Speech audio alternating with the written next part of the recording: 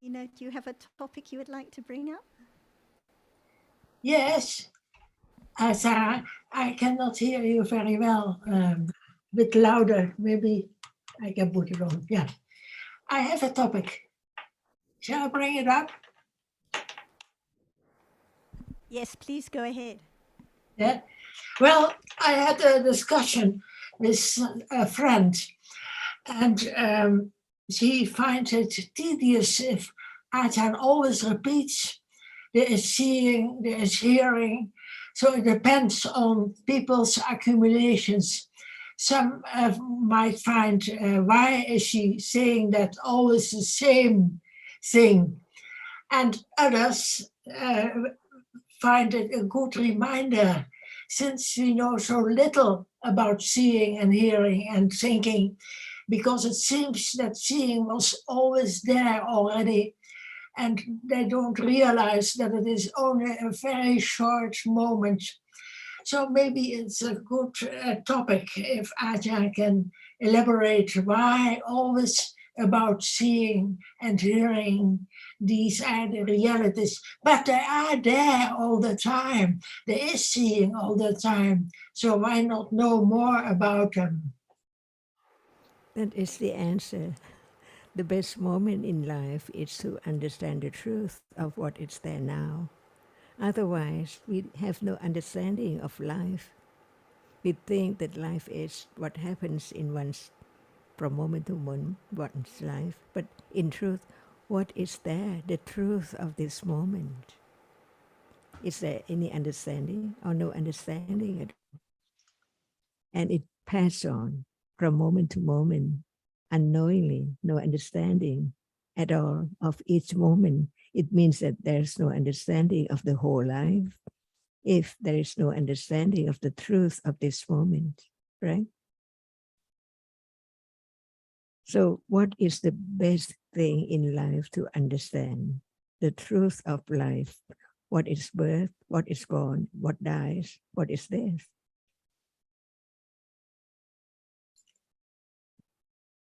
Just thinking about many things which just arise and then gone all the time, non-stop.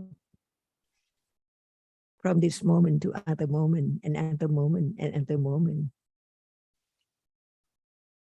Nothing lasts. They're gone instantly. No understanding of the truth of what is there in this moment to be known. Otherwise, it's I. But where is it? And when it's not I, and this the I, and there is the idea of it's me, right or wrong. What is the use of the I just in a moment and then gone? Something to think about the truth of what is there now to be known. Otherwise, the truth is not known at all because no thought about it, no considering about what is there now at all. So how can there be the understanding of life? Because life is this moment. So just live without understanding of the truth of life in a moment. Is that the understanding of the truth? And what is the truth, the absolute truth now?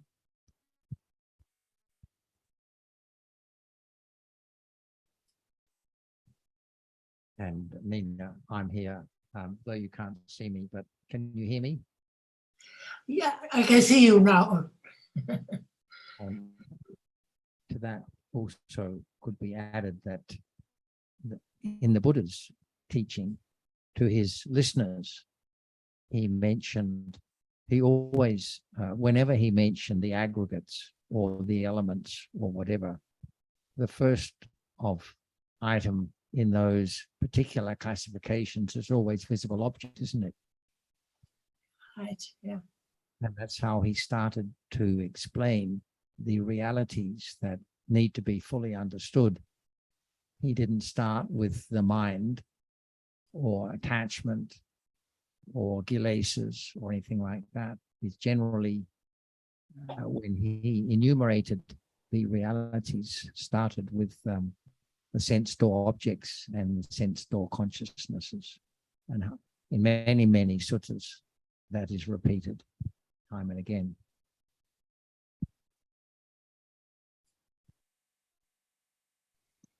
Yes, because we always pay attention to the sense objects which are experienced and are forgetful of the consciousness, seeing consciousness, hearing consciousness, which experience them.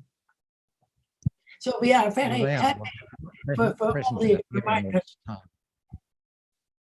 They are what are present and appearing all the time. So it is appropriate that there should be reminders about the importance of their being understood as they truly are.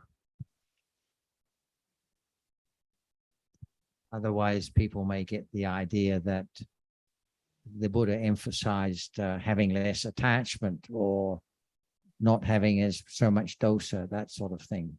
But the emphasis seems to be on those realities that Ajahn also mentions repeatedly.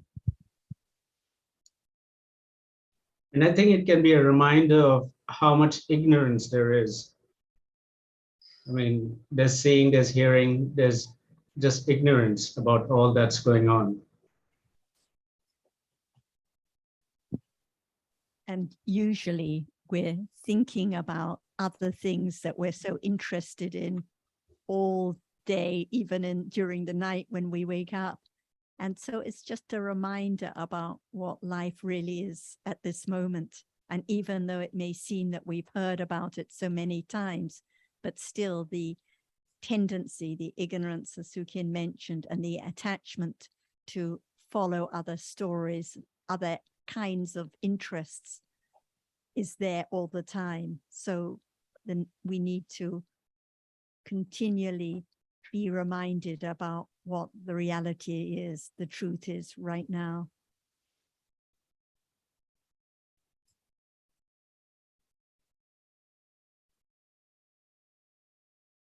It's so difficult for people to realize when there is clinging, even a little clinging to experiences and to the objects. Yes, I think you've hit the nail on the head, Nina, that the reason they find it tiresome is that they don't appreciate the importance of understanding these realities. Jonathan, we cannot hear you. Thank you, Shanti. Nina, I was saying, I think you hit the nail on the head there, because people don't appreciate the importance, the significance of understanding the mundane realities that are appearing all the time. They might think that the development of the path is coming to see things that aren't normally seen in daily life, or that it requires some particular kind of focus on mental states, for example. But all that, as we know, is a misunderstanding, a misappreciation of the path as taught by the Buddha, a path of understanding what is appearing, not a path of going to look for things that are not appearing.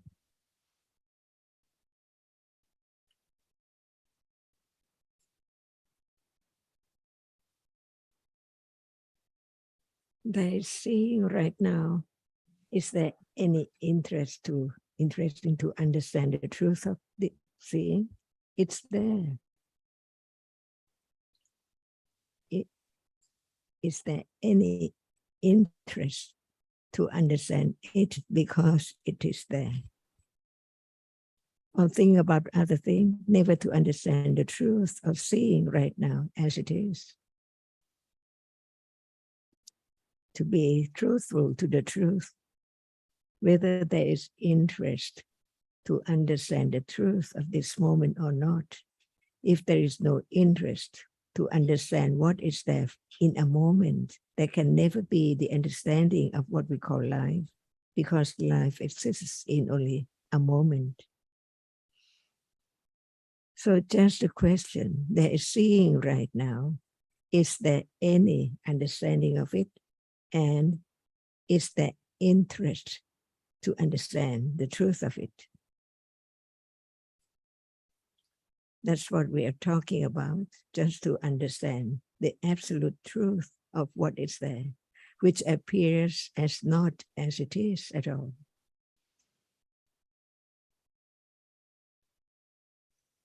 So what is the truth and what is not true now?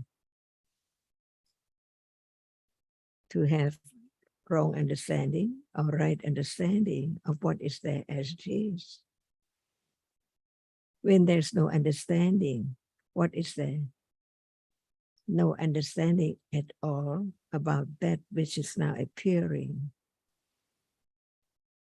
And there can be a little understanding about it if there is interest to understand.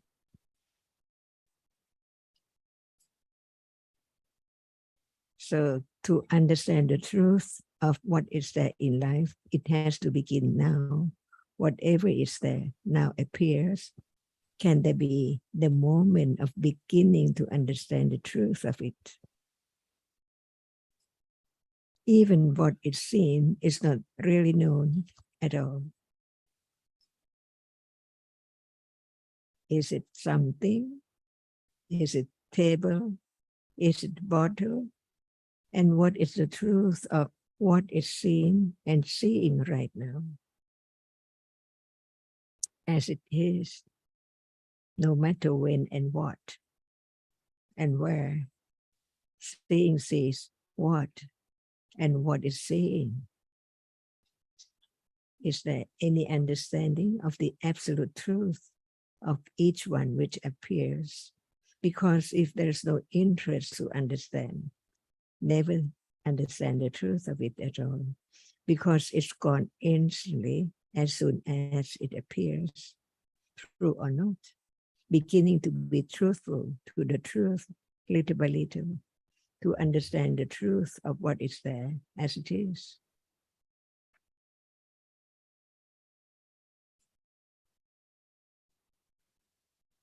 Is there any truth of this moment?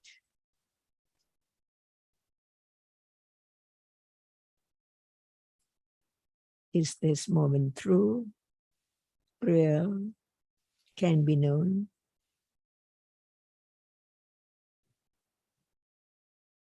And if we do not talk about it, can there be the understanding of the truth of it?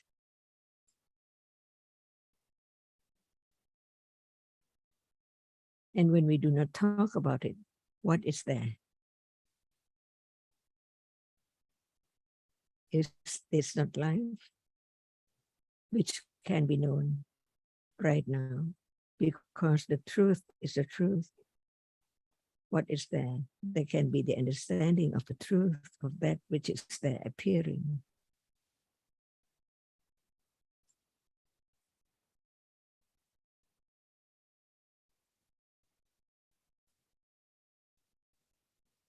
So we are here because there is interest to understand the truth of what is there now.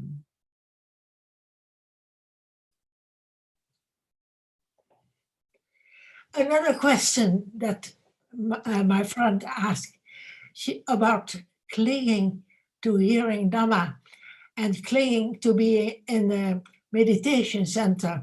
She said it is the same, but I tried to explain that even clinging is only a reality which is conditioned, and that we don't hear anywhere else. That is the main difference, because clinging comes in all the time. But now, by hearing Dhamma, we learn the true nature of clinging. If we don't study the truth of what is there, can there be the understanding, no matter of what is there at all? That's why from hearing and considering about the teachings of the truth, there can be the beginning to understand what is there as it is, little by little, because what appears now is not as it is. If we don't study or hear about the truth of each reality, there can never be the understanding of the truth as the truth. As the truth, what does it mean? No one there at all. Beginning to consider whether what is there appearing is something, someone, or as it is. Not anyone at all, as it is. What is seen, no matter we call it visible object or color, it doesn't matter at all, as long as it's there seen. So what is the truth of it? It is seen at moment of seeing only. So how can it be someone or something permanent? Because when it does not appear, it's not there anymore. Whatever we take for whatever is so lasting, in truth, so very, very rapidly arising and falling away instantly. So what appears now is not just a moment ago, different that object which is seen from moment to moment. Is that true? To begin to understand the impermanence of life, of everything, which is conditioned to arise, to appear, and then gone instantly. Begin to understand the truth, that's all. Because before that, there is no understanding of the truth of what is there at all. So it's just the beginning to understand the truth, that's all, little by little, no matter what, as it is. Before there can be the confidence of the truth, what is there is only when it appears. In truth, it's gone instantly, never to arise again. Just have this confidence to understand the truth in order to let go wrong understanding of idea of self, not understanding the truth of just what is seen only. And it's true, as your friend says, Nina, that there is clinging no matter here or in the meditation center, in the forest or in the city. There's clinging after seeing, after hearing. But if there is no discussion, no considering, no reflecting that it is a Dhamma, not my clinging, there will always be the idea of I and what I am attached to. And there will always be the idea of I trying to do something to have less clinging or less anger or less fear. So without that considering wisely, it's impossible for there ever to be less clinging or less idea of I. There has to be the hearing and considering so much and so deeply, because it's so deeply rooted, blinded by ignorance all the time. And I think that the more understanding, the more considering, the more one appreciates how much clinging, how little understanding there is, how much one needs to hear and consider again and again, because one is blinded and following wrong sanya, wrong thinking all the time. And Sarah, as Achan was talking about interest, the interest is understanding what appears. So at the level of listening, it is that interest is conditioned by the understanding. So at the level of listening, it's interesting about the interest in understanding the reality which is now. And although there's bound to be a lot of attachment and ignorance, but there are glimpses of that interest conditioned by that level of understanding in between, unlike the idea that one needs to do something, go to another place. That actually shows no interest in what's now. Interesting to hear the truth. Otherwise, Panya cannot arise. If there wasn't interest to hear about the truth, we wouldn't be here having this discussion. We'd be swimming and relaxing and playing, but many people who wish to follow a practice have no interest in discussing at all. So it depends on the interest, whether there's really interest to understand more about the truth and about the ignorance that is now, the patience to hear about seeing and what is seen again and again, and to reflect wisely about different realities, or whether there's no interest. And it doesn't matter, just different conditioned dharmas. We cannot make someone else interested if they have no interest. No, and we can see for ourselves the interest in and understanding, even as initially Nina asked, some people are just bored about hearing, about seeing now and all that. It just shows that when the understanding, there's less understanding accumulated, there is bound to be interest in other things. Like even here now, we're thinking about other things. I'm thinking about other things all the time. It's just that's because the understanding is so little, and the tendency to ignorance and attachment is so great. Whether Panya is little or more, they have to be interested in listening Dhamma. This is the thing. If there's no interesting to listen Dhamma, Panya cannot arise. Impossible. Different moments, like sometimes we might be interested in shopping, like Kunjit, or sometimes interested in swimming or eating or choosing different dishes, and sometimes in hearing more about the different realities. So this is, as we discussed last week, just the way it is. It has to be very naturally developed, not forced at all. Thanks for your thanks for your question, Kunina. And I found all the answers very helpful.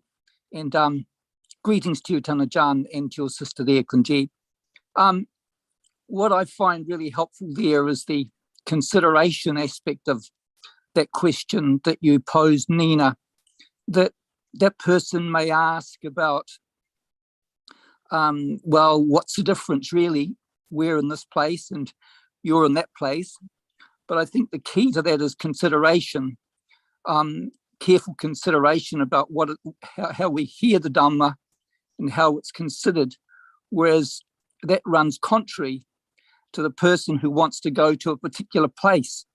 They just seem to be feeding that desire function, and there is little or no consideration given to the present moment. There's just the reaching out or the desire to be in a certain place, which in many ways, as we know, is contrary to Dhamma. She has accumulations to do so, but it is good to know that it is an accumulated tendency and not self, beyond control. It arises. You know, they're very good points, Nina. I would add still too that it's so important to consider where those accumulations are leading us, if there are the accumulations to do that. So sometimes it can be kind of a really catch-22, as we sometimes say in English. You're caught by your own accumulations, and it's very difficult to step outside of them. We know that that is possible by accumulations and by conditions. So it is a difficult situation that many people find themselves in.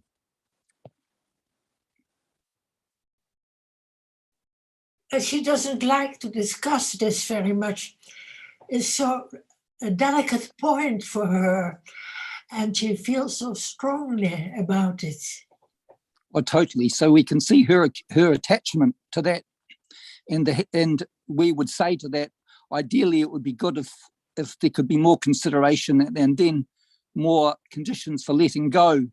But because of the situation that she is in her own accumulation, she's in that spot that's very difficult.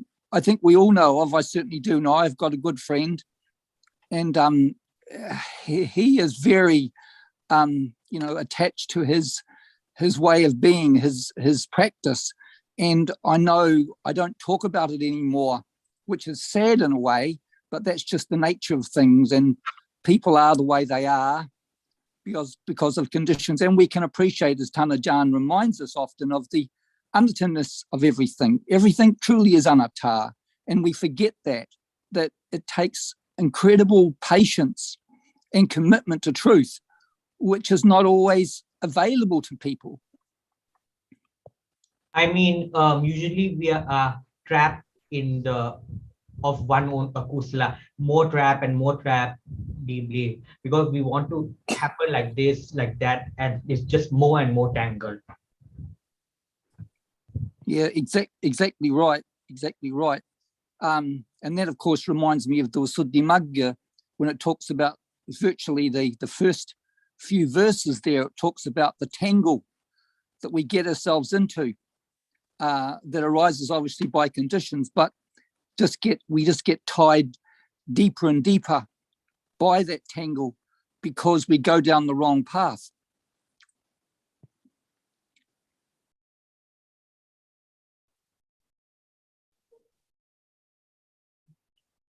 And Sundar, we can sympathize with all those people, because we know how difficult it is. Even it's so difficult for us. I mean, how many times we've been, Achan has tried to help bring us back to what really is the the object of understanding. What is understanding? And otherwise, it's so easy to be tangled, as Haji is saying, in our own akusala. Yeah, it's very easy. I mean, we can see the nature of that, doing something, doing things again and again and again, and how it reinforces that tendency to do again and again and again. So it becomes truly a tangle. And we can appreciate too the great compassion. Oh, well, I don't think we can appreciate it. I don't think we can truly appreciate the great compassion of the Samma Sambuddha, what the journey that he made to enable people to understand the truth. And it is made available to us still today. We're very, very fortunate. However, when rather not the right conditions, they're just not the right conditions. And I don't know if I can have compassion sometimes. I don't think it's an easy quality to develop, but we can sometimes have perhaps some skillful reflection, and that may be compassion sometimes. And it depends also, Nina, whether there is an opportunity to just ask gentle questions instead of just talking about seeing an invisible object. If she doesn't want to hear about it, one can just gently ask, what is the benefit from the meditation or going to the center, and what is the purpose? Just ask a few questions for her to consider rather than just telling the answers, perhaps. And I'd like to ask Ajahn about a comment that I think came up last time. You were talking about layers and layers of nimitta, and we've often talked about getting closer and closer to the reality. Could you talk about layers and layers of nimitta, Ajahn? Yes, if there is no understanding of reality at all, because it's conditioned just to be only one reality. For example, there must be condition for seeing right now to arise. No one can make it arise. But there is now not only seeing, there's thinking, and that which is seen, and so many thought about what is seen. But what is the truth, the absolute truth, about just one reality as seeing, and that which is seen, they are different. But now there is seeing. How many times, how many moments of seeing to condition the idea of shape and form of that which is seen now. So many things, not only one thing appears, but so many things around there must be seen. So how much, how many moments to condition the moment of what is seen to be some shape and form, to be remembered as something. Even just looking at one person, eyes, ears, nose, tongue, and many, many different there to be known, to form up the idea of someone there, man or woman, clothes and things, ornaments and so on, is that many, many layers of nimitta, shape and form.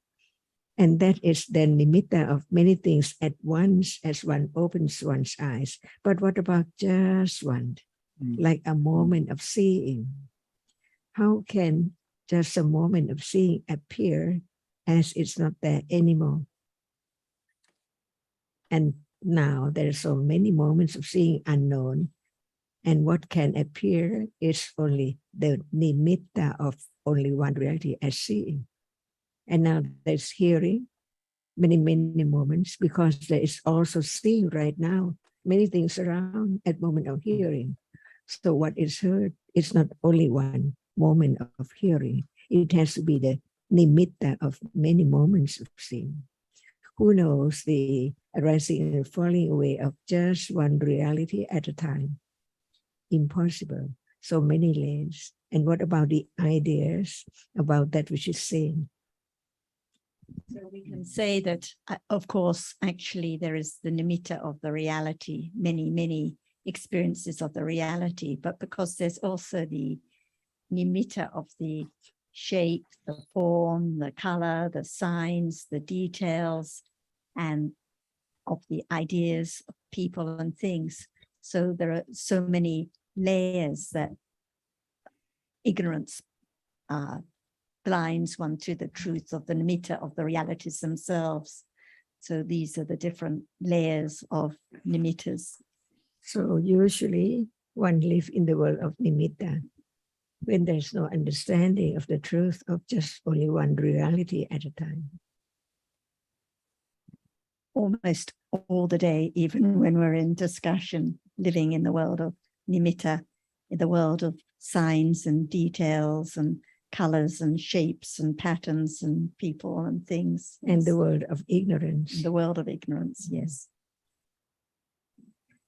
Wrong sanya almost all the time, conditioning the thinking about the people and things and ideas that are seen. So this is another example of why one needs to hear again and again about the absolute realities in order to understand the nimitta of what is there, the truth at this moment. Otherwise, we're just lost in long stories all the time. But Than Ajahn, whether you or Sarah can help me, from my understanding, what I just hear, there's nimitta of reality because they are succession of ultimate reality continuously, like seeing not just one moment, but there's many moments. So there's nimitta of seeing. But then you're saying that instantly when we open our eyes and we see things and form and all that, nimitta, many layers, this means the concept, right? Nimitta in this, when we saying the layers, or whether I'm wrong or correct, maybe please help me. When it's not the understanding of reality, when it's not the understanding of the nimitta of reality, then it is different layers of thinking about ideas, nimitta of different ideas about what is real, of the signs, the details, the colors, the shape, and then of the people, the things, the books in the background, and so on.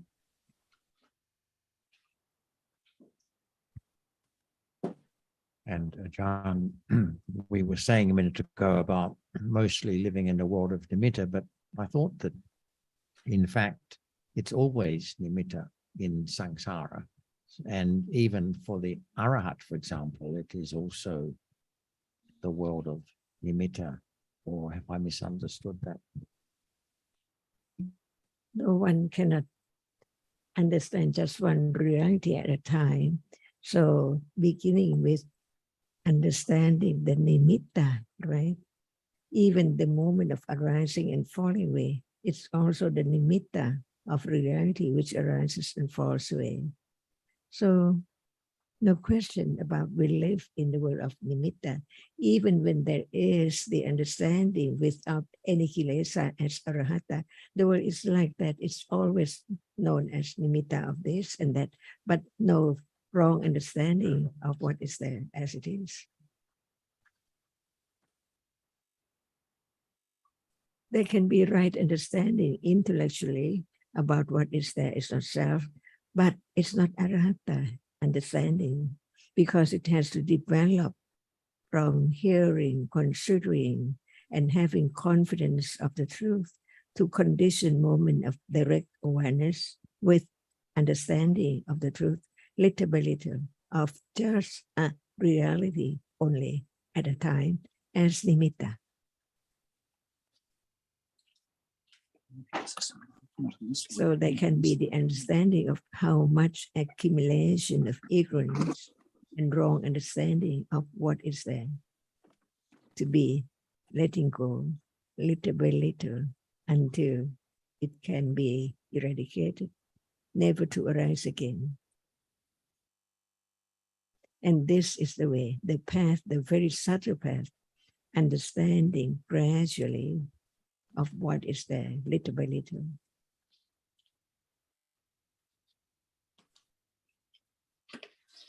How many years ignorance and wrong understanding they accumulated? So can it be eradicated just in a short time? Even in this life or 10 lives ahead? Uncountable life. So this life is the development of parami, conditions for understanding to let go of ignorance naturally by dhammas, not by anyone.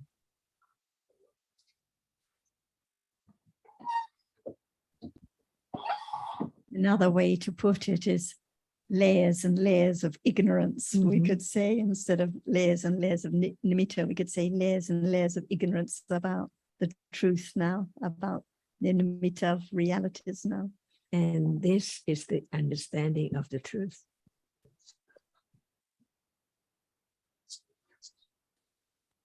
More and more understanding of this moment, with understanding or without understanding. That's all. More layers of ignorance, or more layers, little by little, of panya, right understanding. More layers of panya, little by little, beginning to penetrate the layers of ignorance. Could I ask a question? Yes, please. Hello, Kunsuchin, everyone. I can. Is because Chitta experiences, and if it's a rupa, then there's always only one object for Chitta. But I got confused reading your book, Kunsujin. I remember it says that, for example, in a kalapa, not every rupa can be seen, or whatever, heard, or whatever it is. And now I'm confused that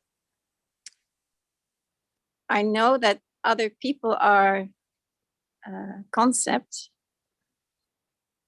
but if we go to Paramattha Dhammas, and even though we cannot know, I don't know how to say it, can different chittas, which are not in the same live stream, experience the same nimitta? Like now, could we in conventional sense, we think we can all look at the center of the table and see the same glass, for example. But in realities, is that completely only thinking, or is one rupa possibly experienced by different live streams? I mean, different cheetahs in different, do you know what I mean? Live streams. At moment of concept, is there any seeing? No, not anymore. Because concept is moment of thinking about that which makes known as someone or something from nimitta, right? Without nimitta, can there be any sort of concept? So what is concept? Can one reality be concept? No. Why not? It's there, it's not known as it's not there anymore. That's why we learn to understand the nimitta of just one reality. And when it makes known as a reality, a nimitta of a reality, it is concept as a reality.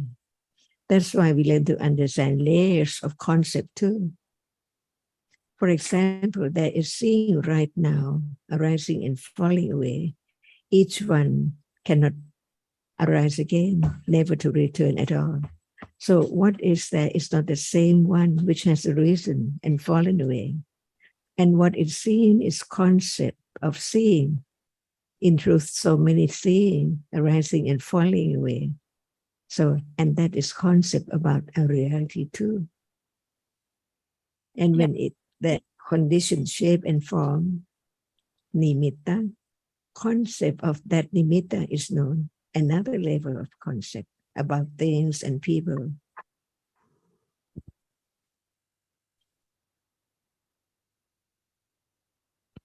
And this is the hidden truth in life. Nothing is permanent. What is there now does not appear as it is, arising and falling away. Because the next moment replaces it instantly like the same. But in truth, what is seen now, not only one moment of seeing, and the object which is seen is not just a reality, because one arises and falls away instantly. It forms up the idea of things with shape and different form, make known as this and that, as paper, shoes, and so on in life. So one is now living in the world of concept, but the one who has right understanding understand what's the difference between no understanding, ignorance about the truth, and beginning to understand what is there as no one, a reality, and nimitta of reality, and nimitta of concept.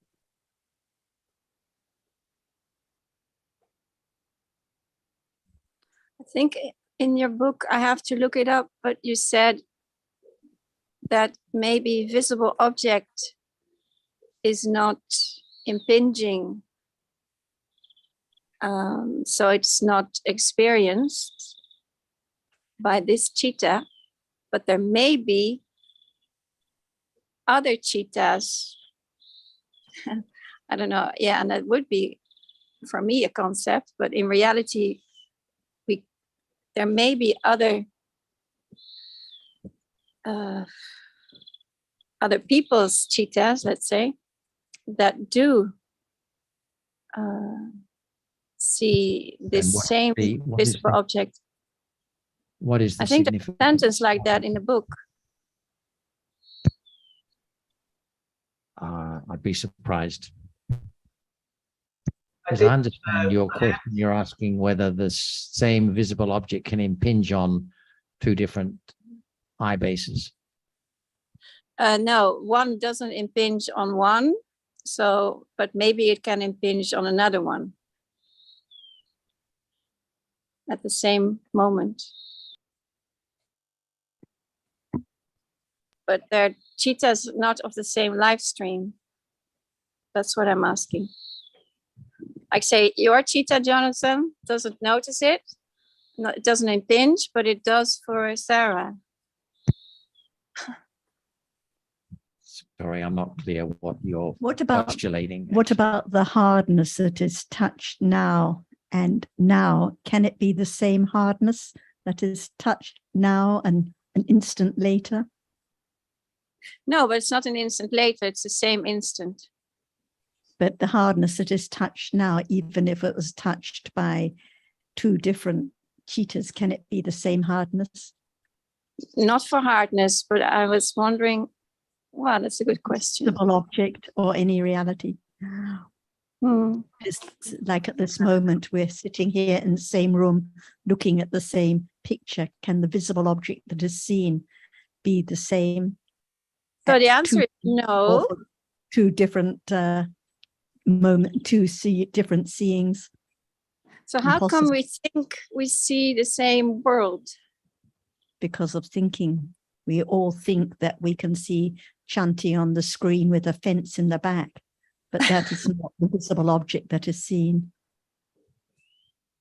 Because Yes, but her the question- visible object itself has arisen and fallen away countless times before there's even the nimitta of visible object that's experienced, let alone the idea about the details of the visible object that is seen. Okay, thank you. I think it's just a conjecture. I think you may have misread the statement that you're basing the question on, but perhaps we better find it and consider it in its context. And No, I think Can- perhaps you're right, Chanti. What you read probably was meant to point out that, but the visible object arising and falling away can be experienced by one person and not the other. That's it. So if you see something, another person is not seeing the same thing. So it's possible that you don't see and another person sees. Isn't that the what you were asking about? What was meant? I was all right with the first bit, but then you said impossible that I see and another person doesn't. Which is Right. Right. I mean, one visible get- object impinging on one eye base, as Sarah was saying. I think John was Yeah, about so it's impossible that we both have the same impingement, of course. It's just that it struck me because I agree with what you all say, but I thought I have to look it up. Thank you. can one citta, a moment of one citta, experience two objects? No, That's why just one citta experience only one object. But now so many apparent things around. What does it mean? Many cittas experiences just one object at a time. And when it experiences more and more and more, it conditions shape and form to be known as something, that's all. But in truth, a moment of citta, just the moment of arising and falling away of just one citta, cannot be realized at all by conditions or by conditioning. yes. That's why understanding the absolute reality and then the nimitta of that only one category or one kind of that reality, and then the other on and on to break up the idea of permanent self of things. And this is the meaning of khandha, which we discussed a little bit on DSG, each rupa, each reality, it arises and falls away, never to appear again, never more than once in samsara, so it can only impinge once and it's gone completely, never to return again. So no group, no heap, no aggregate, just the arising and falling away of each conditioned reality once in samsara and then gone forever. Actually, Sarah, I heard you say this morning, listening, that it's important to remember when the Buddha distinguished 5 khandhas, it's 5 kinds of khandhas, it's 5 types of khandhas, but that, for example, within the rupa khandha, every rupa, say, hardness or visible object is a khandha. So that was very helpful, yes. Each one. I'll just ask Ajahn on a question on this. In as Chanti found, and as people often mention, in English, khandha is always mistranslated, and everyone always talks about groups and heaps and aggregates, no understanding at all that every conditioned reality, present, future, past, present, future, interior, exterior, subtle, gross, etc., each one is khandha. But there come to be all these wrong ideas. Is it the same in Thai? Do they have many mistranslations and the same wrong ideas about khandha as group and heap? Is it the same? That was a yes for anyone who didn't hear that. Just on that point, I'm not clear there what's entirely been said, but khandha, yes, we know when we talk about the 5 khandhas, we have an idea of what we're talking about. But khandha, the word can have many meanings depending on the context. This is not so relevant here because khandha can mean the trunk of a tree, it can mean the shoulders. So it will always depend on the context as to where the word khandha appears. So what is khandha? Well, rupa khandha, Tanajan, well, that we can say that appears now. Excuse me, I mean just the word khandha. What is it? Well, that word khandha, well, we'd always have to look at the context, but it can mean like the shoulder, or the shoulder of a person is in Pali is referred to as the khandha. Sometimes it's referred to.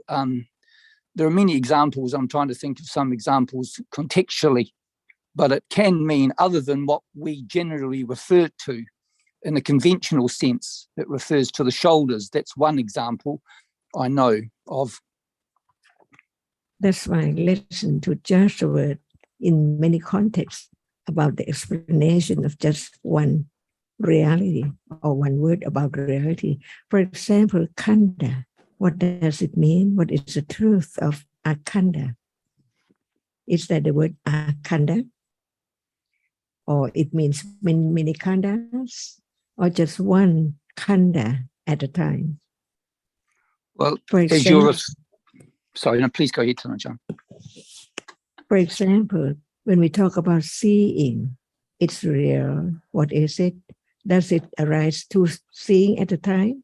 Or just 1 seeing in a moment only, never be 2 seeing at a time. So when one reality arises in false way, is it not reality? Is it not khandha? Isn't it rupa? When it's rupa, and when it's citta, it's citta. So one citta, is it khandha? Arises in false way, or one khandha, one citta is not khandha. Many cittas are khandha. What is true? What is the understanding of what is meant by khandha? Well, no, in what context? Yeah, the context will always seem to be important, Tanajan. I'm just looking at my Pali. One time, please. Sorry, About one context. about chitta or khanda. When That it's khanda arises and falls away. The certainly, previous, the last, the present, and the future khanda. certainly it And arises. when Sorry. seeing is a khanda, does it mean many seeing altogether, or just one seeing, one moment of seeing arises and falls away? So just one seeing is one khanda. And Just we one. talk about category of rupa khanda, it's not vedana khanda. So many different moments, many different rupa, many moments of cetasika. Each one is not khanda, doesn't it arise and fall away? And what arises and falls away, isn't it not khanda? Certainly, Tanjan. That's why when there is the understanding of the truth of each word, we can understand, no matter it's in what context, about different words, but same meaning. But different words used to condition understanding better and better in different words, different ways. Mm. That's why when we read Tipitaka without considering the truth of it, it cannot be understood as it is. That's why there is meditation center, try the other way to experience reality without any understanding as intellectual understanding to condition the moment of direct awareness at all.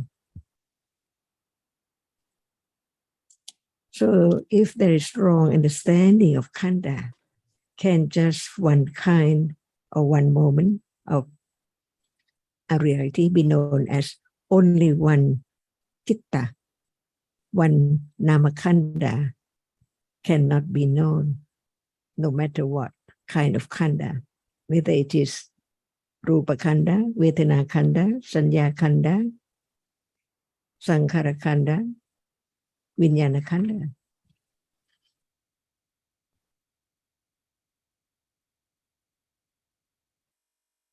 Does it agree with what is there in the context? Well, it will have to agree, Tanajan. You know, if we don't look at the text carefully, it's easy to misunderstand. I was just saying that the word khanda can have different meanings in different contexts. Shall we learn about each one? Or some of them? Well, for example, Conforms of the truth, confirms the truth or not? or sometimes we might refer to the ruka khanda, which is the trunk of a tree. So then, of course, depending on our level of understanding, we will consider that at whatever level we're able to, at the level of wisdom that has been accumulated. So it can be a reminder when we just hear that word khanda to develop, to be a condition for the development of understanding. But however, it might be, we might be reading the word khanda in the Jatakas and we will know what's being referred to. However, it still can be a condition for understanding. All I'm saying, Tanajan, is that it can have different meanings in different contexts, and it will be up for each individual to consider that context carefully, and perhaps it might be a condition for understanding at the same time, perhaps not. So consider just one khanda, for example, one rupa, just one, not many. Does it arise and fall away? Yes, certainly, Tanajan, it does. It has to. So that which arises and falls away is khanda, and that which does not arise and falls away is not khanda. Is that right? Must be so. So only one rupa, does it arise? It arises, and does it fall away? Whatever arises falls away instantly. So is it a khanda?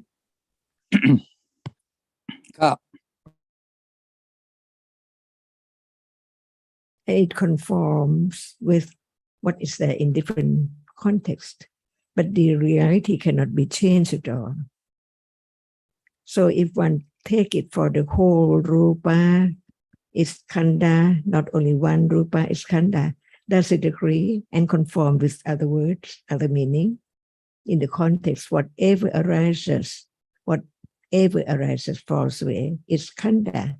Is that right? So arupa arises and falls away. So isn't it khanda?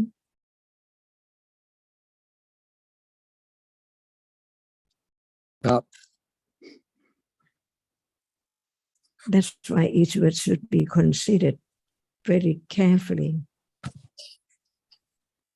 The truth is the truth, never change. And the word about it conform with what is there in the Tipitaka, no matter Vinaya, Sutta, or Abhidhamma.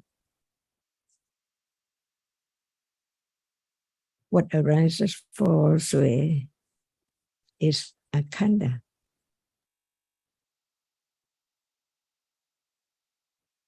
Rupa khanda, Vedana khanda, Sanya khanda, Sankhara khanda, Vijnana khanda. Not when a great number of one reality at a time arising and falling away is a khanda, but each one is a khanda because each one arises and falls away instantly. So can anyone say what is not a khanda when it arises and falls away? In the text, anywhere.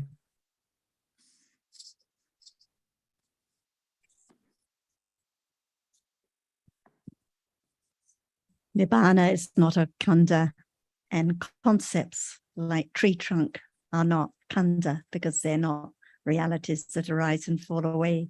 So in different contexts, different language might be used, but khanda always has to be the reality that arises and falls away, no matter where it's said. And I think, Sarah, we can see that what most people think about the five khandas, and they think in terms of groups and whatnot. That's there's no consideration about rising and falling away completely. It's more like thinking in groups that stay and lasting. This is why dictionaries can be misleading, like when I think Chanti gave some meanings before in a message that is given in dictionaries. Commonly it says group and heap and this sort of thing. But the dictionaries depend on the understanding of the compilers. Actually, khanda just has one meaning, but what language is used depends on different contexts, whether it's sutta language or Abhidhamma language, but it's always referring just to the reality which arises and falls away one at a time, just one in samsara only. Because it is reality arise and we call it khanda, because all reality which arise and falls away are dukkha, unsatisfactory, because this arise. Your dad keeps disappearing.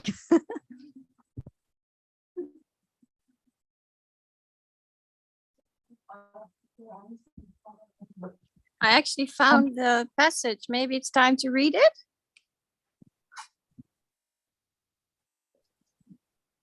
Is that all right? Can I ask a question about khandas first? Okay. Or is right? when we say kanda, it's referring to the reality which arises and passes away. But isn't it also to distinguish the certain type of reality? Is that not also why it's called kanda? Yes, so visible object is kanda because it arises and fall away. And it's arupa kanda because visible object is arupa, different from hardness, another rupa. Each one is rupa kanda. Each one arises and falls away. So pleasant feeling or unpleasant feeling, they are both kinds of Vedana. Each one is Vedana kanda. But the kanda refers to each feeling that arises and falls away in the past or now or tomorrow, anytime, anywhere. Each one is kanda and each one is Vedana kanda. Yeah, so I think. The Thank you. thing I wanted to say. Eve is trying to say something now. Yes, the item I wanted to add was that kanda, conditioned realities, concepts are not real. So that gets that out of the way as to what is not kanda. And nibbana is the unconditioned reality. So I found it helpful to keep in mind, bear in mind that khandas are conditioned. Everything arises is conditioned.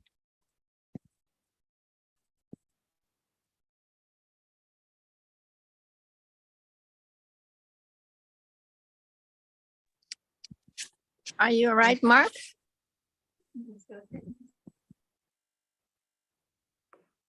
Go ahead, Shanti. Okay. It's the last sentence that got me confused, but it's a very nice passage, so I read it anyway. Rupa is not a condition for foe or friend because Rupa does not know anything. It has no evil or good intention. The sound that appears is a reality that does not experience anything. It has no wish for anybody to hear or not hear it. Sound is Rupa that arises because there are conditions for its arising. The kind of sound that will impinge on someone's ear sense is dependent on conditions. When we are fast asleep, we do not even hear the deafening, frightening sound of thunder. Then, the sound of thunder is not our visitor. However, it can be someone else's visitor when the accumulated conditions which cause the ear sense to be impinged upon by that sound are there. I guess that was the bit that got me confused, that it could be someone else's visitor. I'm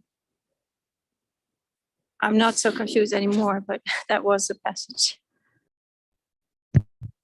Someone who's not sound asleep would hear.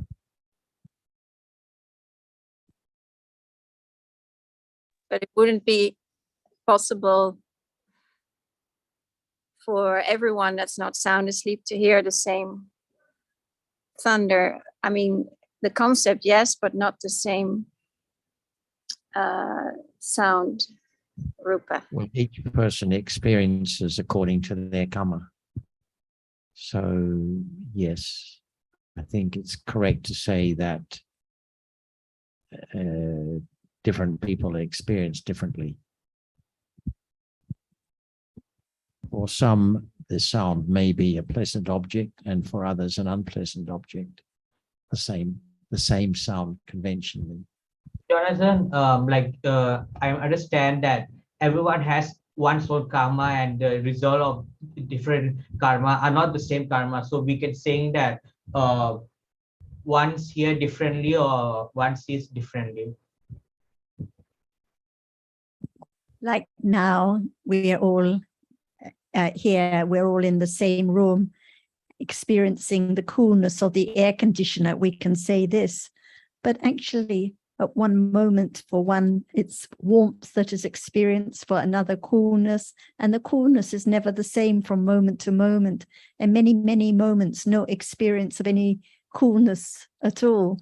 So we conventionally say we're all experiencing the coolness from the air conditioning, or when there's a thunderstorm, we all hear the same sound of the thunderstorm, but actually it's never the same reality that is experienced from moment to moment or by different cheetahs at this moment in the same room. So As Sarah, John said, your it depends on karma and what has impinged on the sense door. So your Sorry. voice being heard by many people is all different rupas. I didn't hear that. I'm saying your voice being heard by all of us are all different rupas. Yes, Not the same. the sounds heard are different. The visible objects seen are different. Whatever is conditioned to impinge is different at each moment for each one.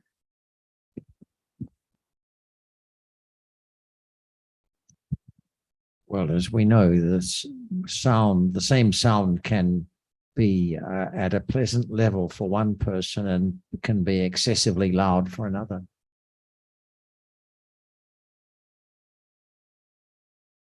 Can we say that different moment instead of different people?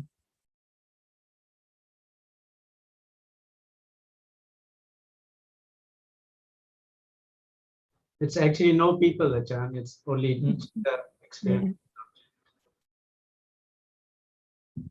Different cheetahs experiencing different realities at different moments, depending on many different conditions. So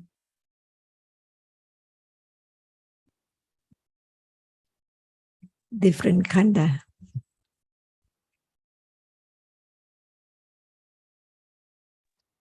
Different kanda, yes, but I find the different moments, the time idea harder to answer.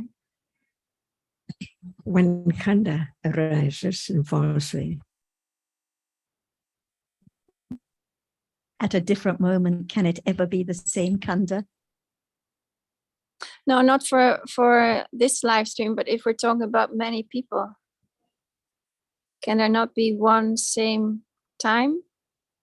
Although they're different kandas, different, like we said, your voice is different rupas for different people. But isn't there one time that? Chanti, we know that rupas rise and fall away compared to chitta, not as fast as chitta, but it's still very fast. Still very fast. And would the rupa that contact an ear base also contact another ear base? No, it's not that, but Constantine asked one moment, or I can't remember the question now, but I was considering, of course, we don't have the same object, but time is not an object, so I don't know what time is. One moment, one time, one. Shanti, in Tipitaka, they're saying like just like this, million cheetahs already arisen and fallen away. It's so fast. Trillions. Trillions.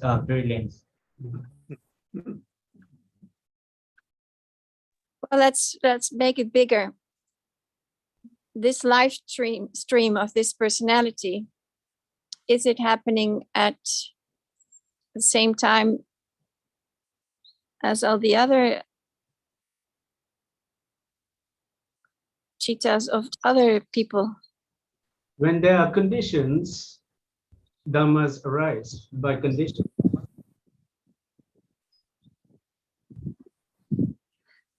I'm just confused about time, the concept of time for everyone. Is there one same time for everyone? Not experience. Is there one common anything? Yeah, instead of thinking about people and things, what about a moment of the truth? What is there? Yes, you were asking that question, and then I got confused. Is there one moment? If we don't say this person here, that person here, just hearing, the moment of hearing, we can talk about that.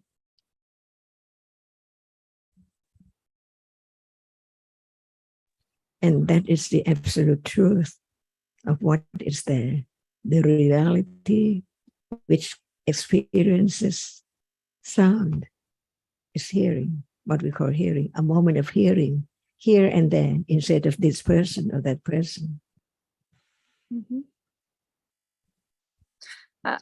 Again, it's because of this passage, I guess, that how if there's not a same time, then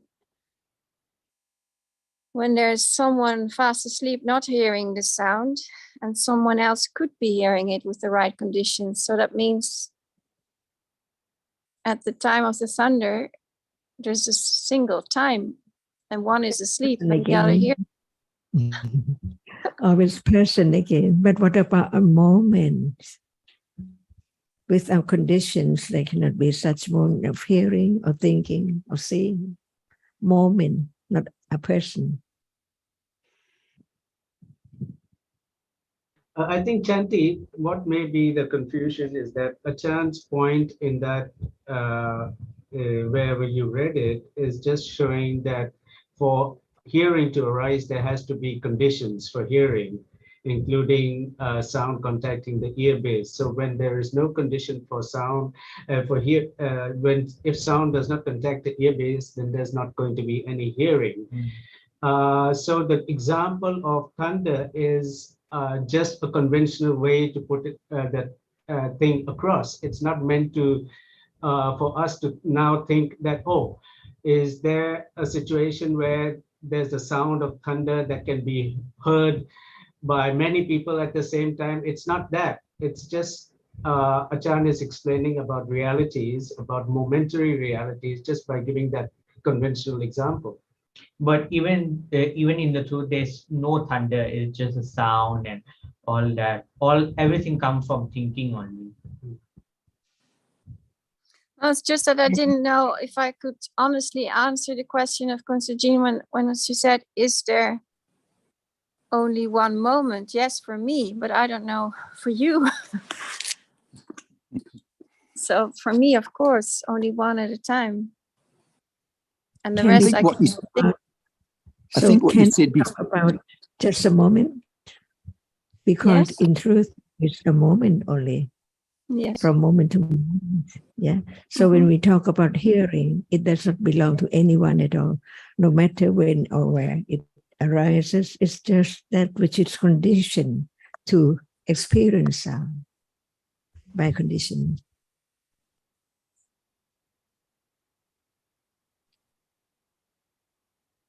And the understanding of the truth of reality is only way to let go the idea of self, because actually what is self? It's seeing self or I or someone. It's hearing someone or I. Not at all. It's not there anymore. As soon as it has a reason, it falls away instantly. I'm starting to realize that there's clinging to time. So that is clinging to I again. Just have to forget about the idea of time. Yes. Well, I don't know about having to forget about it, but perhaps there might be conditions for that. When I heard about this concept you have of well, you mentioned in the book about different visitors, I think I just heard that as there are different visitors at different times to different people, depending on conditions. And I don't think it has to be, sometimes that seemed clear to me, but I'm hearing that perhaps it's not so clear to you, and that's okay too. And I think the concept of visitor is really good because only one visitor in one house at one time. Yeah. I like this very much too, and I don't know why the confusion came. I can only now, by considering and Constantine asking me, realize somewhere there is conditions for grasping onto thinking. Well, I'll let it rest. Thank you. It sounds pretty normal to me. Different visitors at different doorways appearing now.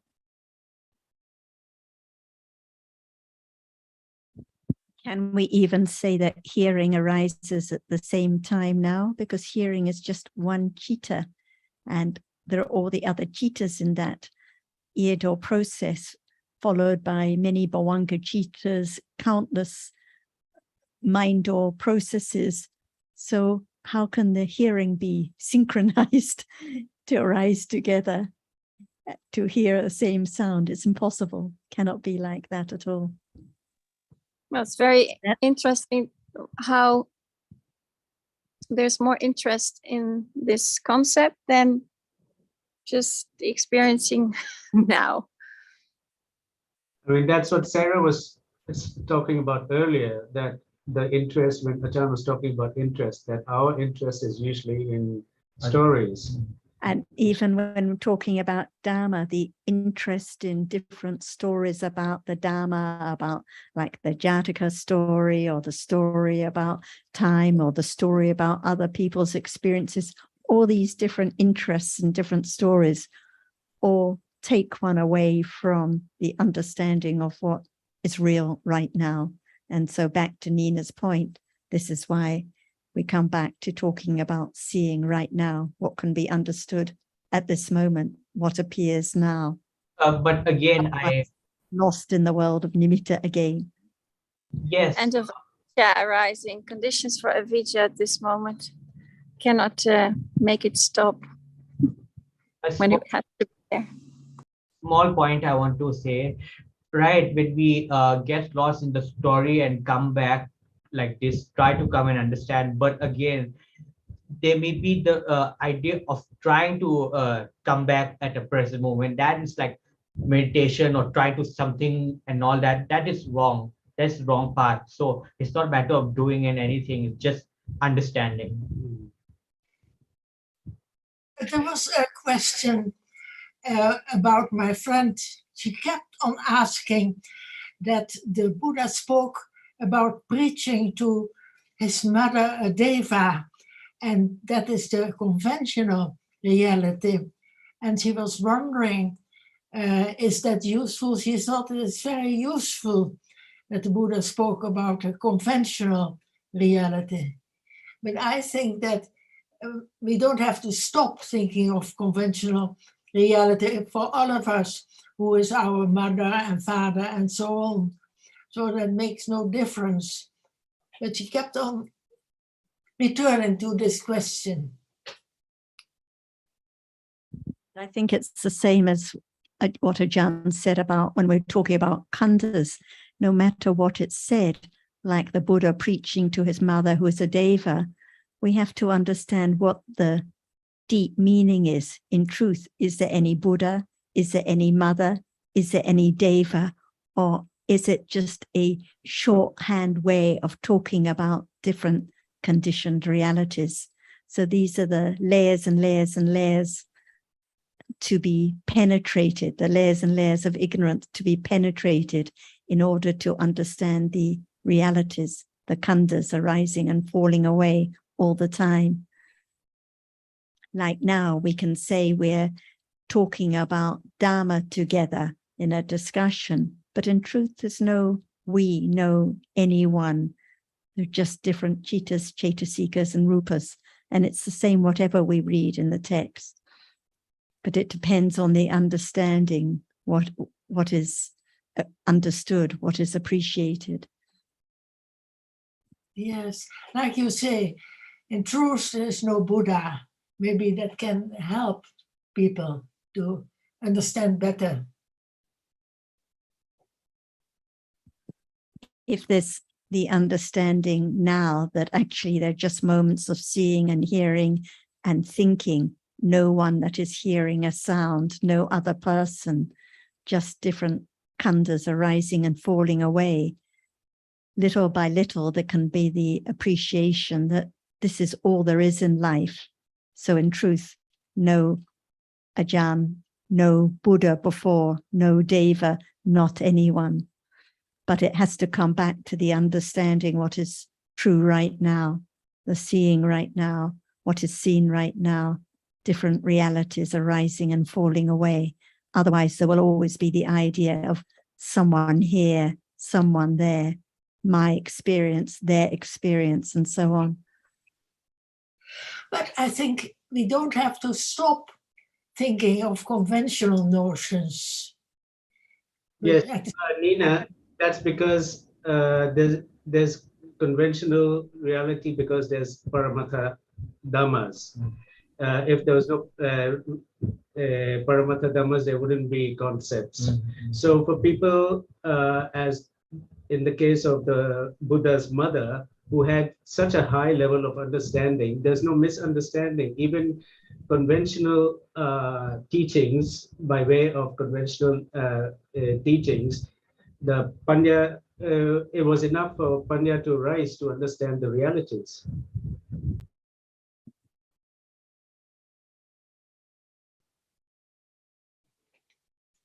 Like we said about living in the world of nimittas and so on, no matter whether an arahat or someone who has never heard the Buddha's teachings, the truths are the same. There are still the different realities arising and falling away. So it's not a matter of the language spoken or the words used, but the understanding of the truth, the understanding of what khandha is at this very moment.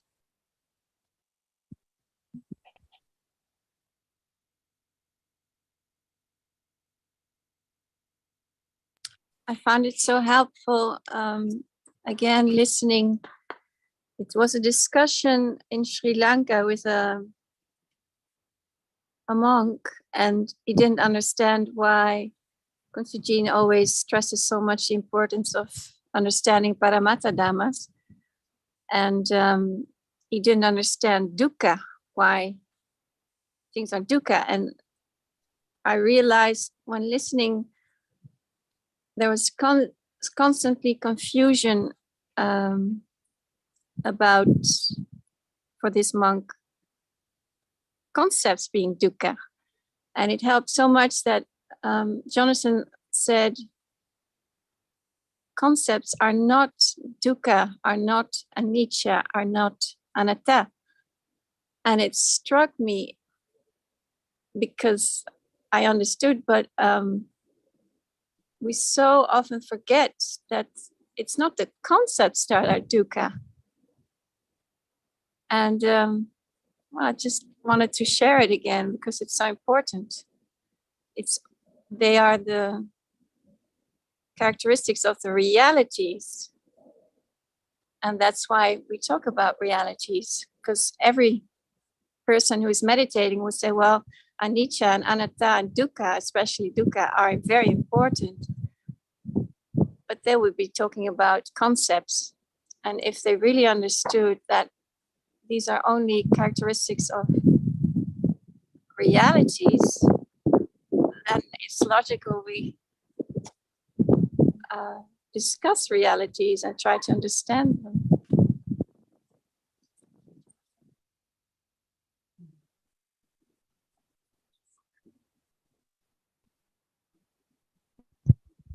Yes, it's the development of understanding of realities that brings the understanding of no person, no table, etc.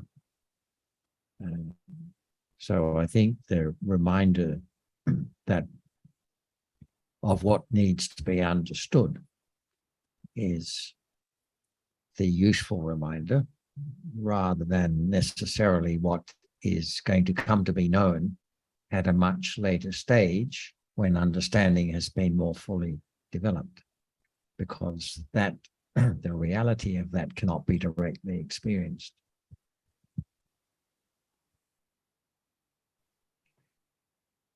I, I'm since we were talking about khandas, I'm thinking about it, and what I notice is that when I try to name a reality, like seeing, I'm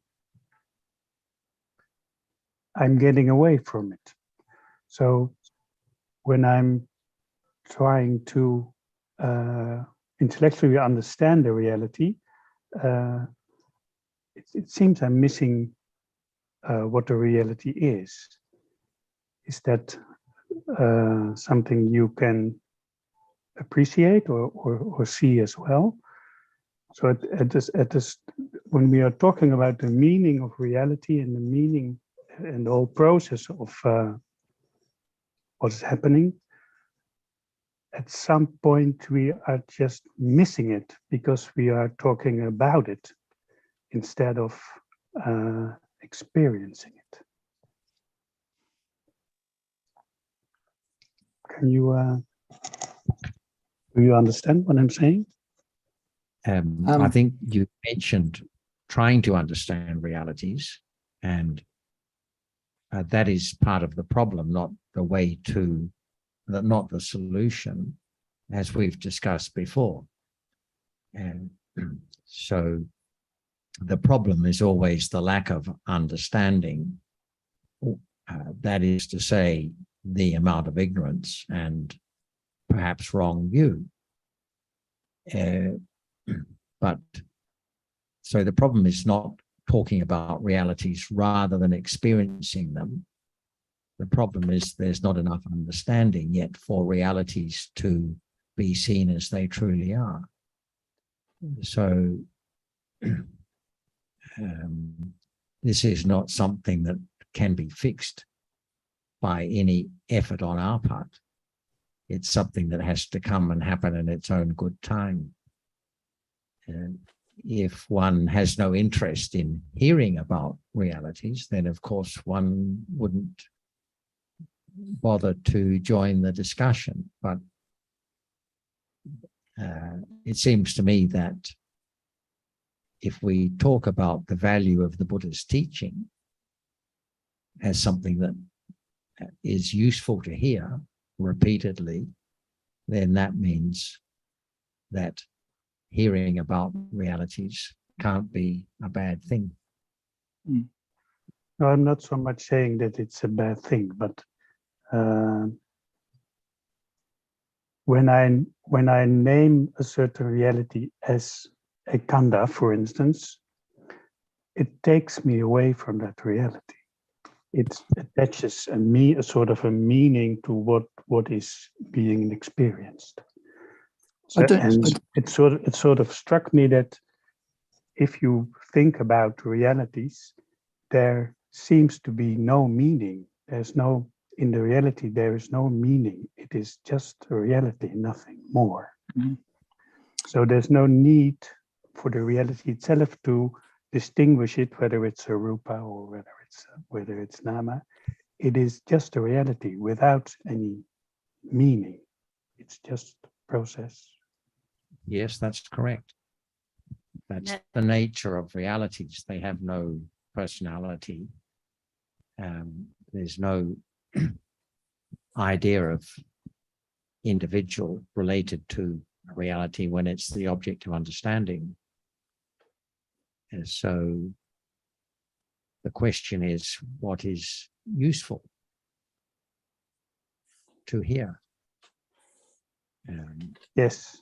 Because without hearing repeatedly about realities, there won't be the consideration, the reflection on them.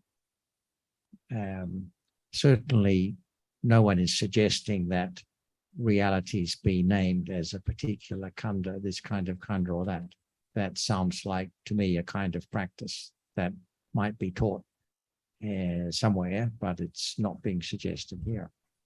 No, I understand it. I was just sharing what was happening, sharing that while we were talking, I was, how do you say it, trying to understand what was happening by naming it. And then because we were talking about khandhas, like khandha is only a word to point towards reality. It's not, khandha itself is not the reality, it's just pointing to something. And I was trying to find words for what was happening, but it is not in the words, it is only in the reality, and it doesn't have a meaning. So essentially, a reality is not a khandha. It is just that which is what is happening. And I can understand that by talking about it, but the talking itself is not the understanding. The understanding is in the experiencing itself. Well, something like that. Can we put it, Mark, that what is seen now, the visible object, actually is just what is seen? And if there's understanding of what is seen, there's no thought of the word visible object, there's no thought of the word rupa, there's no thought of the word khandha, even though the visible object is rupa, it is khandha, it is that which is seen. But when there's understanding, no word at all, because it's just that reality which is understood at that moment. Yes, but that's without using these words to communicate, using the different panyati which are used to communicate, there would never come to be the understanding of those realities. And that's why the Buddha taught for so long and in such detail. Yes, that's true. That's true. And I find myself clinging to the words because I want to understand, and that's taking me away from what is happening. So That's it's good to see that. But it's natural and normal to have these trains of thought. I mean, one has to go through the thinking process, but as you correctly say, it's not the same as the direct understanding of the reality, which is still elusive, but nevertheless, these patterns of thinking are conditioned by what's being heard and talked about. Yes, and what is also, I think, sort of shocking is that while I am sitting here, all these concepts appear to me. I'm looking at a screen, I'm having my feet on the couch, but that all is not reality. It is thinking and story. So reality is, well, something different. And it's being clouded by all the thinking. It's being clouded by all the, well. And a final comment from me, one doesn't have to analyze it all too deeply either, because the development of understanding is understanding what is appearing at the present moment. Right. But we are sort of analyzing now, aren't we? We don't have to be. We could analyze that. We don't have to be. And all those experiences that you talked about, Mark, they're dependent upon all those concepts, that conceptual level of thinking. It's all dependent upon realities, and they can be understood. The thinking doesn't have to get in the way, or those concepts, they don't have to get in the way of understanding. And our understanding is only very, very, very, very shallow at the moment. But and we need to be patient.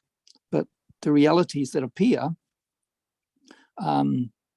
because of the concepts, because the realities that appear are the concepts that we have of thinking about the realities are dependent upon the realities. And that's helpful to realize that if there wasn't the realities, there wouldn't be the concepts. I think that's helpful to know. And like when I think of Sariputta, he heard certain words that Bhante Assaji said, and for him they weren't a problem. They were a catalyst for his deep understanding to come to the surface. So words are not the problem, it's our understanding. That will always be the problem. If we want to identify a problem, that will always be a problem to a lesser or greater degree.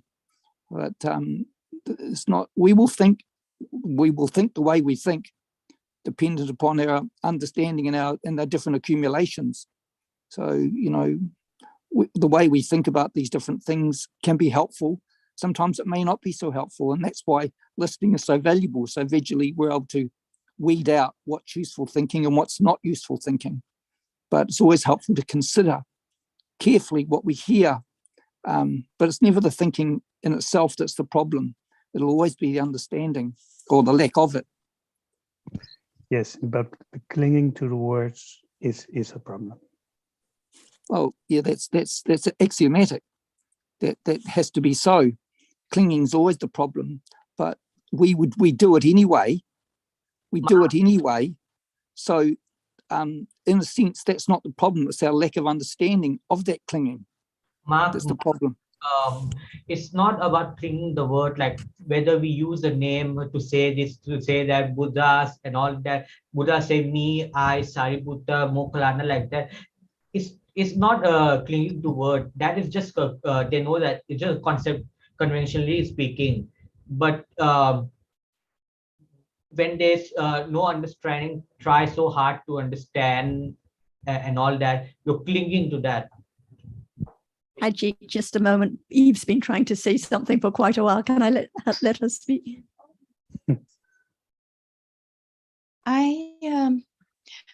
I think that at this point, this is a little bit belated, that concepts are not anathema to understanding. The key thing that arose for me at this moment was about right thinking, and that the learning curve, as far as this, I experience it, is very often there is confusion or muddled thought. And as Jonathan alluded to earlier, the understanding happens later, it develops. So I can appreciate these discussions because the thinking gets off confused and muddled, and here it is remediated. So a note of appreciation there. And something else earlier mentioned about people having one moment or experiencing something at the same time. We can all say, for example, we understand Sarah's voice, but no one is hearing the same exact thing or experiencing the same exact thing at the same moment. The pitch, the volume, the timbre, the cadence, and so on. But it's just the chitta is so variegated. So something is experienced, falls away completely, and never to arise again in samsara. And then khandha or chitta or rupa or reality or something or other, a concept occurs, arises, then that's so many moments after the chitta or the rupa has arisen and fallen away. The chitta has experienced that rupa. Would you like to add anything, Ajahn? I think that to understand each reality clearer is the better thing to do or to consider, because we may think that we understand reality enough, but in truth, what is there now? See? What is there now? Someone might not know at all about what is there now, but the person who has heard about the truth of this moment can say some word about it, depending on how much understanding is there.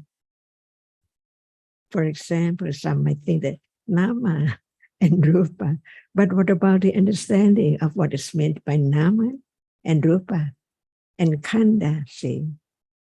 So today, what is Khandha? Is it clear now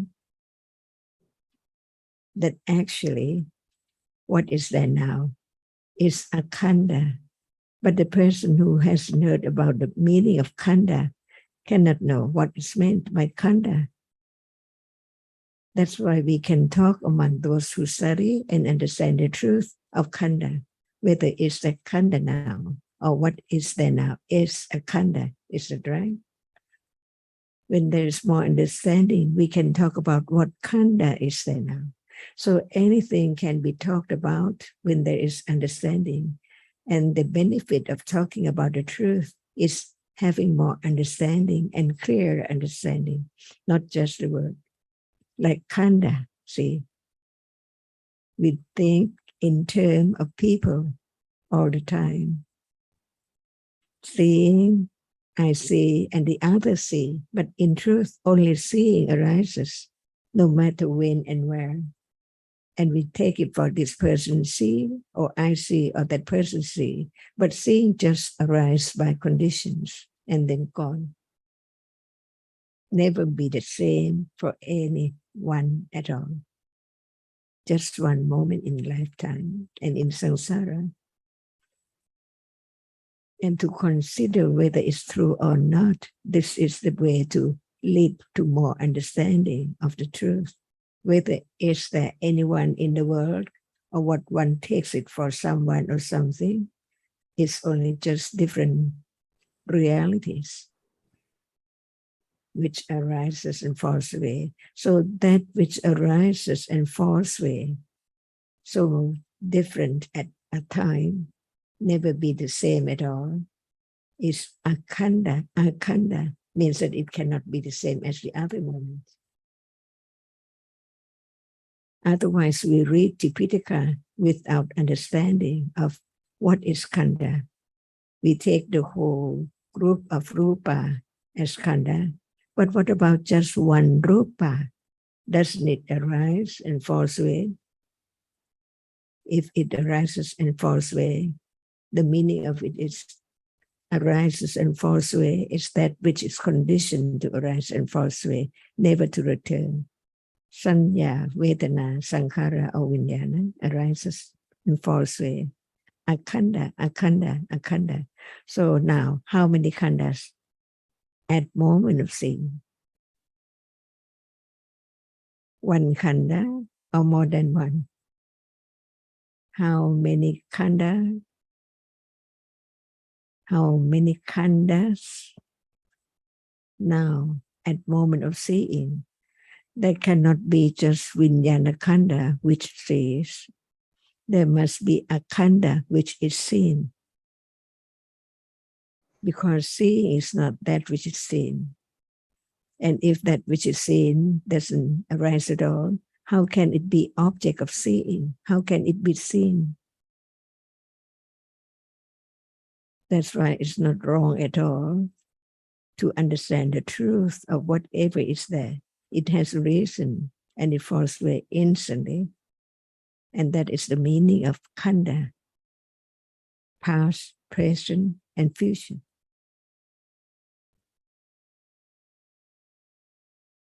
I think whatever we read about, it has the same meaning. It is about different khandas. For example, I can see Azita is there at the end of one of the discussions last week. You were mentioning references in the Mahasatipatthana Sutta to sitting and posture and so on. These are conventional terms. That which is taken for sitting now or posture now are actually different khandas arising and falling away, each one a khanda. But we use conventional terms and talk about sitting on a chair and this and that posture. But actually, the Buddha is talking about the different realities arising and falling away to be understood, as Chanti said, as anicca, dukkha, and anatta. It's not the sitting or the posture that is anicca or dukkha. It is each khanda, which conventionally we can refer to as here while sitting or having discussion with each other or while the Buddha was teaching, actually just different khandas. So whatever we read about is about khandas. So whether it's right or wrong, now seeing how many khandas are there? 5, but only one appear at a time. Only one appears, not 2 together, but they are there together. When we understand what is taken for a group of reality, a group of rupa is, each one is Rupa Khanda. So no matter how many, they are the group of that which cannot experience the object, Rupa Khanda. And feeling, see, it arises and falls away so rapidly, no matter what kind of feeling. Feeling cannot be other thing else. So it is feeling, Vedana Khanda, one kind, one moment of feeling, it's a Khanda. So no matter how many, no matter in this life, Vedana cannot be other kind of Khanda. It has to be Vedana Khanda. Each feeling is a Khanda, Vedana Khanda. So now there are 5 Khandas, right? But only one appears at a time. But So Vedana this is rises the together word with of 5 Chitta or not? Khandas. Say it again, Sorry. please. But Vedana arises together with Chitta, doesn't it? Mhm. So this is why Ajahn mentioned that there are 5 khandas, because all the nama khandas arise together, but Right. each one is khanda. Yeah. And There's only there's one also rupa Vedana. khanda, different rupas arising and falling away. Only one Vedana, but each Vedana is Vedana khanda. But I want, when there's understanding of it, it's just that reality. So Sorry. it's not wrong Thank to you. say that this world is the world of 5 khandas. And the other worlds depend on conditions. How many khandas are there in that realm? Deva and Brahma. Mm.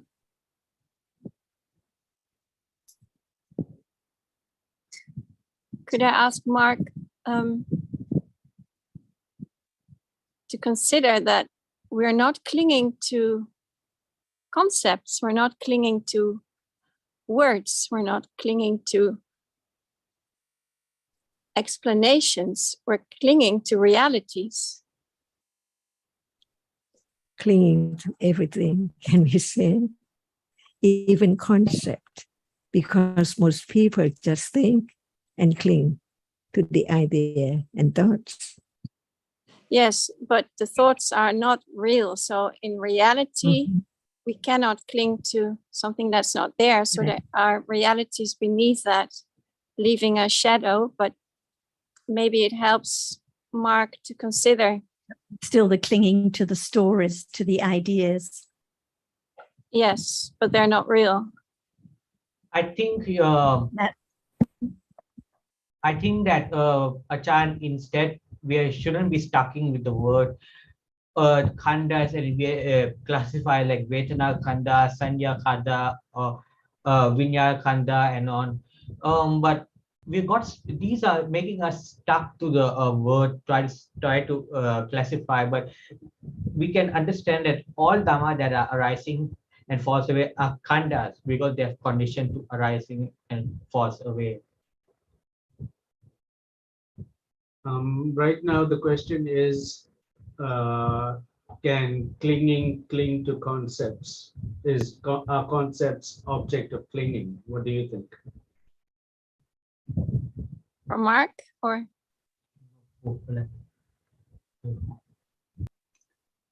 we're always I think- clinging to kanda, aren't we? but the story Mark. about khandas, the stories, the dreams, the fantasies about khandas. So living in the dream world most of the time, clinging to different stories, ideas, impressions, colors, shapes, forms, ideas about people, all on account of khandas. But still there is the clinging to those dreams and fantasies and ideas. Just before we finish, I just want to ask Maeve or Zita if they want to just say anything too, because it's such a precious opportunity to be able to speak directly to Ajahn. I have a feeling Maeve would like to say something. If you don't mind, Mark, just. Fine. Ajahn, Sawadika. We can. It's wonderful to actually see you after quite a long time, and to have the benefits of your teaching. it may be a little late in the session to be raising this, but we've been speaking a lot about nimitta over the last few weeks, and there are a couple of things that it might be helpful for you to comment on. One is sometimes nimitta is, well, it's referred to many things, including being a condition. But I wondered how do we describe nimitta? Is it chitta? Is it cetasika? So that's the first question. The other is the relationship between nimitta and concentration, because sometimes it is referred to in the idea of developing samadhi, and that there are different types of nimitta depending on the level of samadhi. So it just seems to become more and more complex, and yet quite important to have an intellectual understanding about. So if you would just maybe make a comment on those aspects, that I'd appreciate that, Ajahn. Thank you. To understand the truth of each word, it's there down. But before hearing about its truth, there is no understanding at all about what is there as it is. For now, what appears, see, Kun Jonathan, Kun Sarah, in truth, what is that? What is seen cannot be taken for anyone at all, because it can be just only that which impinged on the eye base, and conditioned seeing to see it only that which impinged on the eye base. That's why at moment of seeing, just very short, one moment, the citta, very short, arising before seeing, and that citta cannot see at all. But it just advert to the object which impinge on the eye base, but not see yet, but just know that something, a reality, impinge on that doorway. And the next moment after that, the previous citta, the past one, condition seeing to arise. Seeing, we use the word seeing, so it has to be only seeing to be truthful. At that moment, the reality which arises after the adverting consciousness arises just to see, just to see. The word of truth cannot be changed at all. It cannot think, it cannot know what is there as something, but it experiences only that which impinges on the eye base. So very, very tiny, very, very small, cannot be taken for anything at all. And then it's gone. And there are many cittas before there can be another moment of seeing, just one moment. And this is true. It's so very, very subtle, because as soon as one opens one's eye, everything is there seen. Is it possible to have such picture or shape and form to be seen at once? Impossible. That's why it's so very subtle, hidden all the time, without the words of the enlightened one who experience the absolute truth. But citta, after seeing, cannot see, but experiences the same object, not a picture or shape or form yet.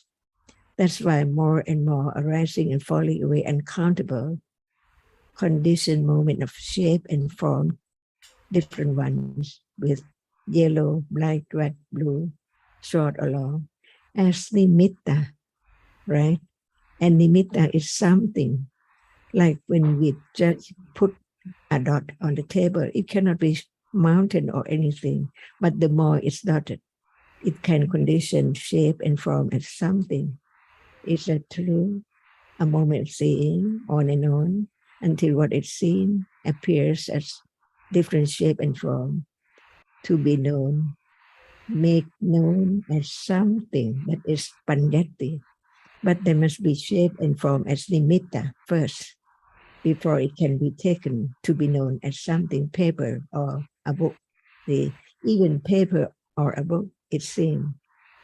That's why there must be the nimitta of a reality, like now, nimitta of seeing only, as the reality which experiences an object, no name, but it experiences the object. And when it's seen or it's seeing, we call it seeing because it sees. Only that which sees is seeing. No one there at all. No other citta as seeing. Only that which sees. So seeing right now is nimitta of seeing. For the shape and form, after it arises and falls away on and on, be taken for something as panyati. That's why with our Paramada-Dhamma, the reality which arises and falls away in split second, so rapidly, very fast, there cannot be any shape and form at all. But as soon as it's seen as a shape, it's taken by sanya, marks and remembers instantly of that shape to make it known as what we take it, or a book, a chair, flower, or whatever. So we live in the world of nimitta as long as no understanding of what is there as it's not there anymore. It appears only when it's there. But even it appears, not only one single reality of that entity at all. For now, not just one moment of seeing for sure. It is the nimitta of seeing when we talk about seeing. And when we talk about that which is seen, it's the nimitta of that which is seen, not which is heard or smelled at all. So now, the world of nimitta, people and things are around, but in truth, no one and no thing, the absolute truth of each reality in each moment.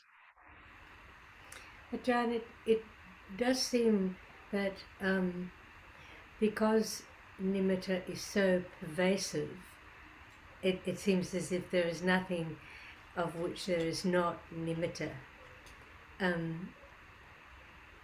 Then that is certainly one of the reasons why it takes so very long for understanding to develop. Because is there any exception to, is there anything that does not have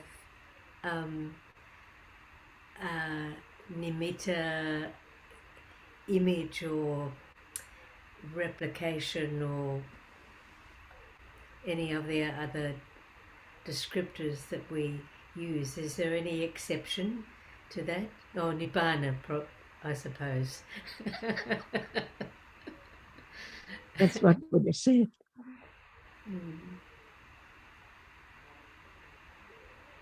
So everything that we take for, everything that we think is something or someone, memory of everything that we think we have experienced, it's all being covered up, in fact. Right. That's why we learn to understand just one reality at a time. Until the truth is there. Have confidence of the truth. Be truthful to the truth as parami. Otherwise, the truth cannot be the object of understanding, to let go the idea of self or what is there as something. Yes. I think we can continue next week. And I know it's been a very special occasion for everyone, so there's no Zoom discussion tomorrow morning, but this one will be next Saturday. And if there are any changes or extra ones, I'll put a note on DSG